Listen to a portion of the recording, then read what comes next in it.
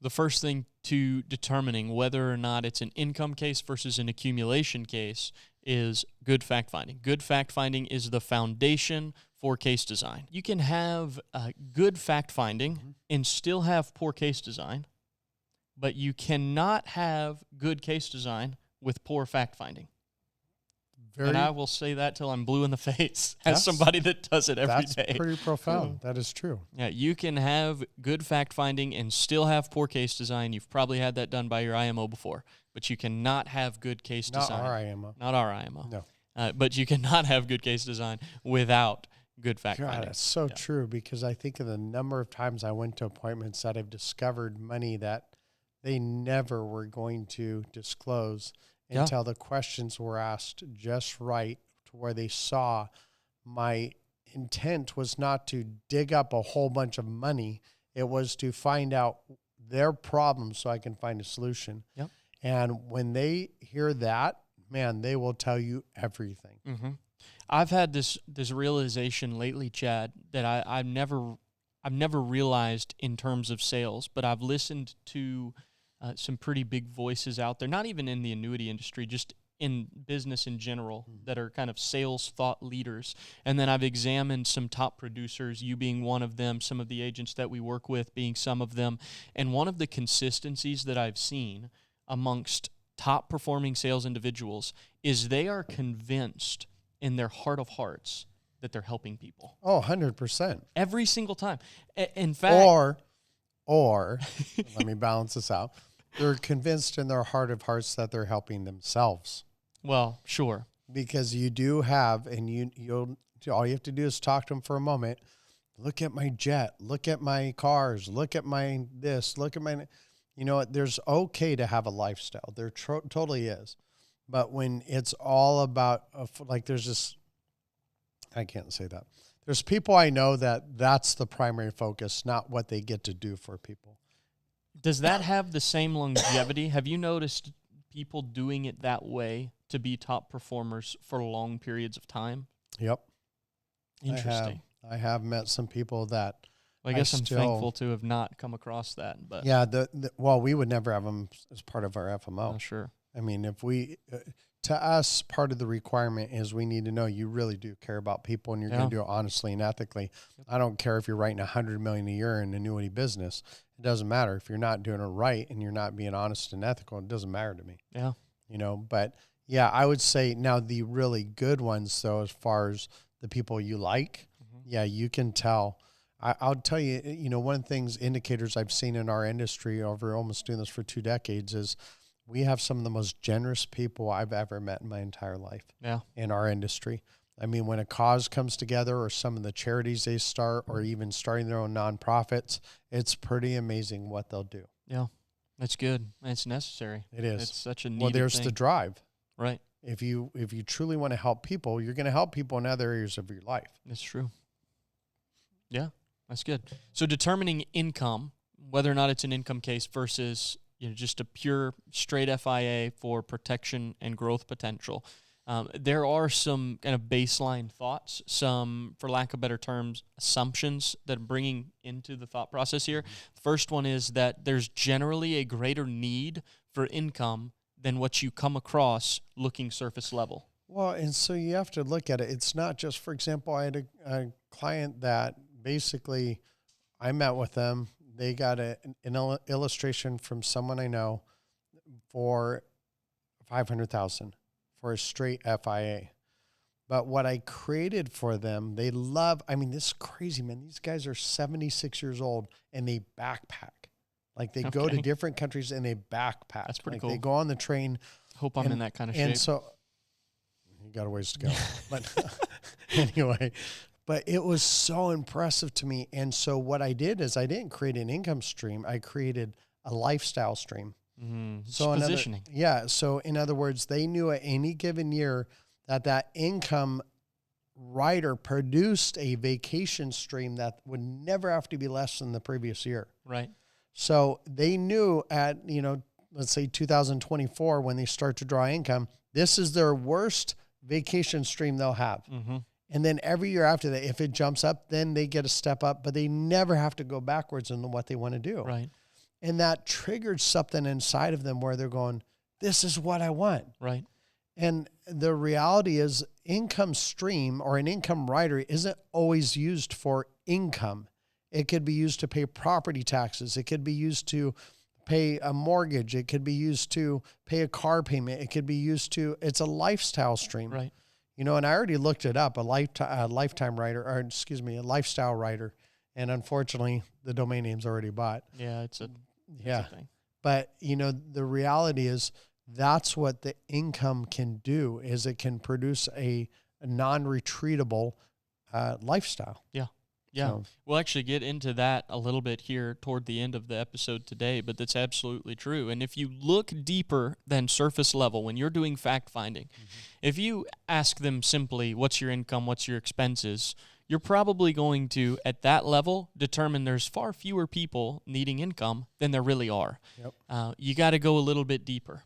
So number one assumption, that there's a greater need for income than what meets the eye surface level. Absolutely. Number two, the greatest fear retirees have is outliving their retirement funds, outliving their money. So here's the thing.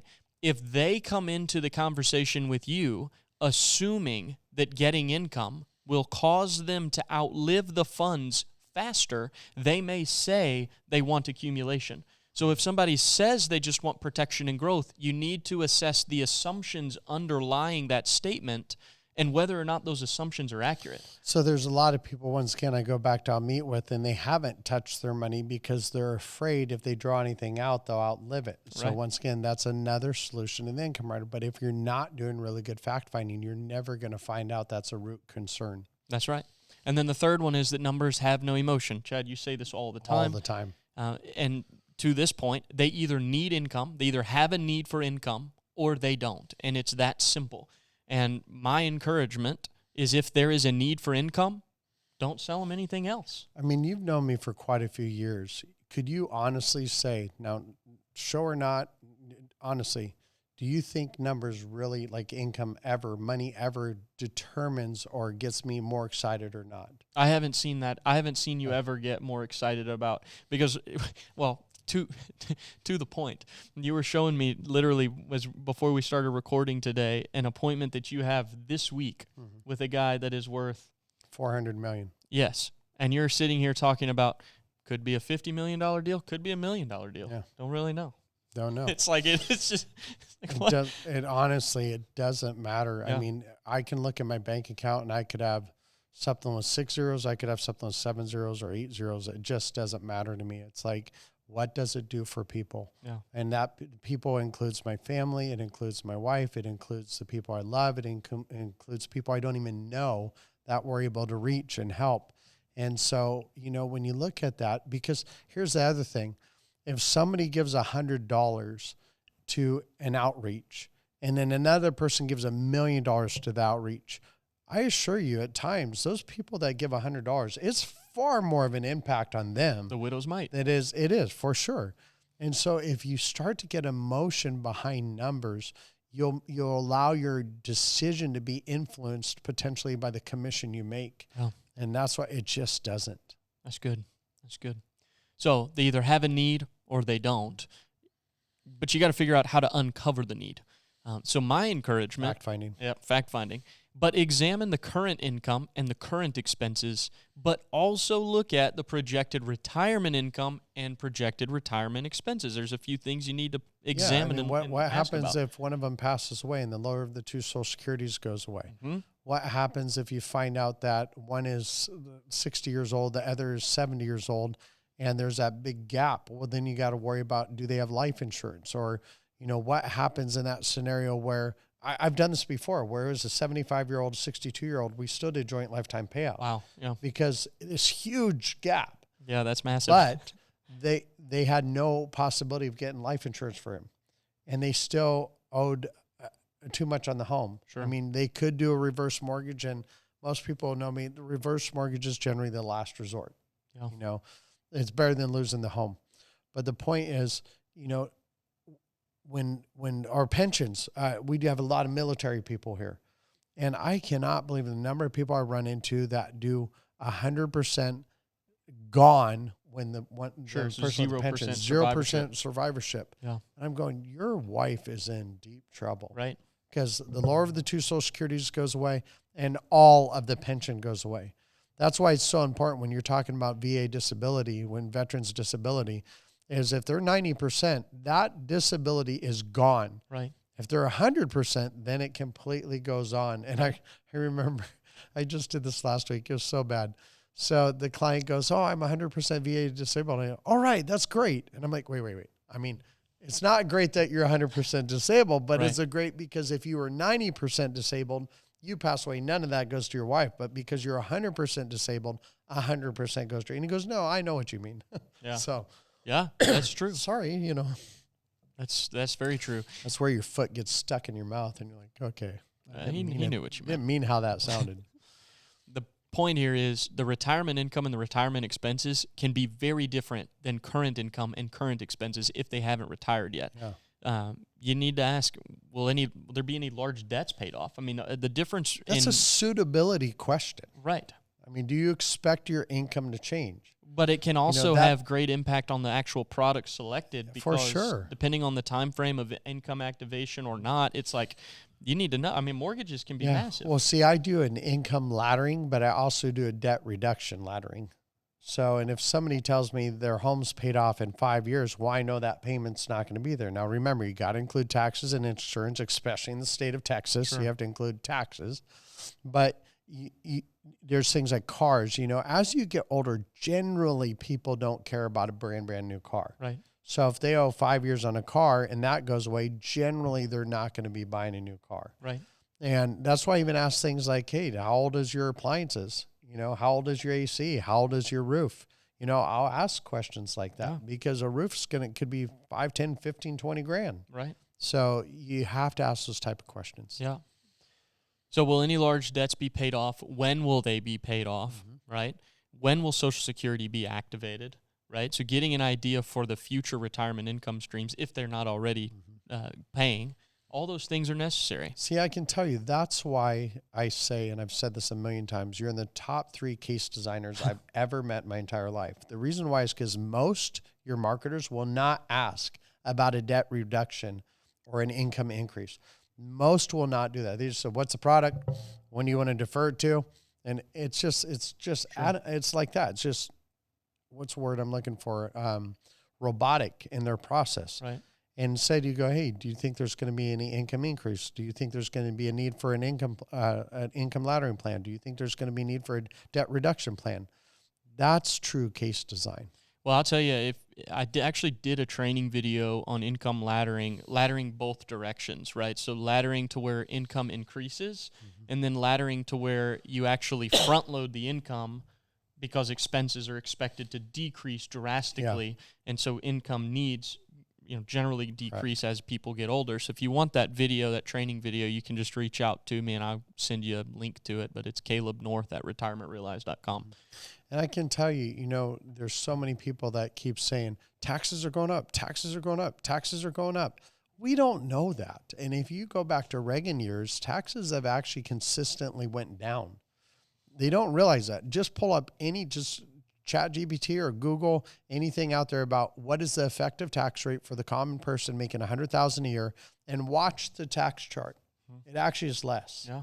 And I actually am kind of expecting tax rates to go down, but more effective. Now, don't throw anything at me right now, but if we went to a flat 15% federal sales tax rate, got rid of the IRS completely, which I'm probably going to die walking out here because I just said that.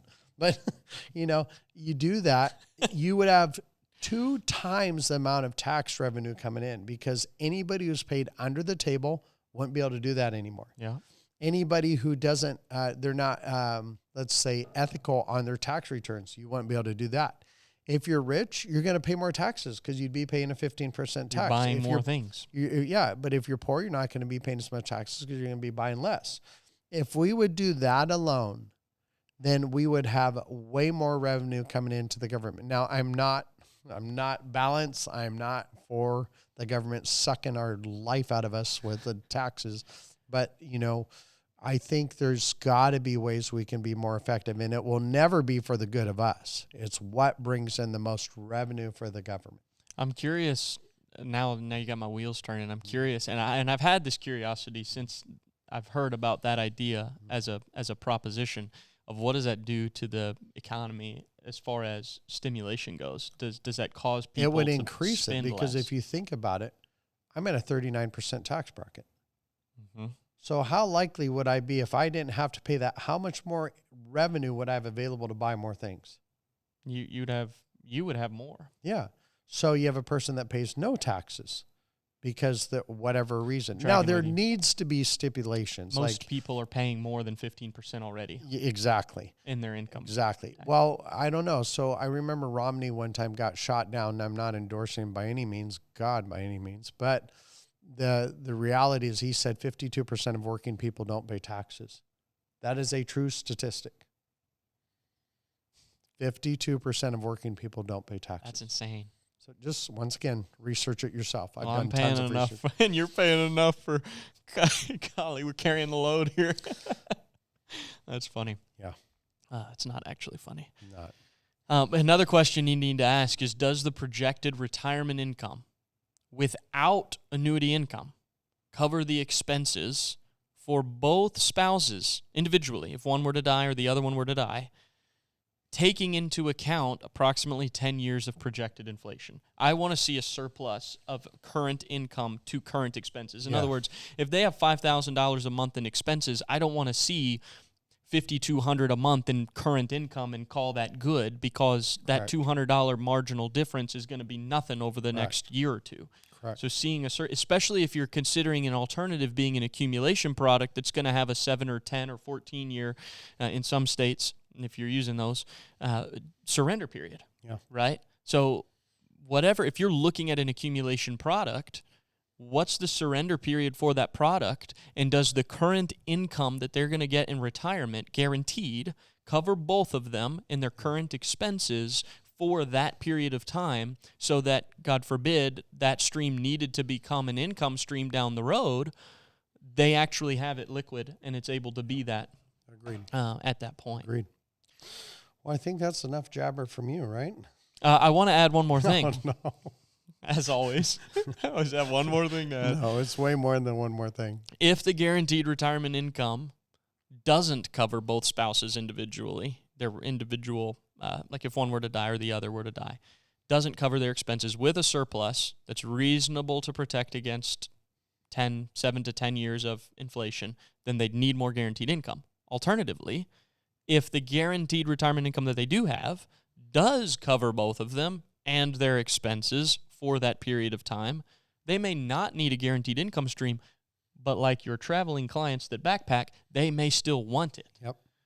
Especially if you show them that it's guaranteed for the rest of their life, regardless of how long they live. They could use that to go on trips and travel. They could use that to spoil their grandkids. They, whatever they want to do, buy That's that classic why I like car. the name Lifestyle Writer. It's so good. It's so good. Even if it's not a need, it may still be a desire, and that should be something that's getting positioned for them if it is. For sure. Well, That's that should all. be it. Yeah, You're done. I'm done. We're done. Happy selling.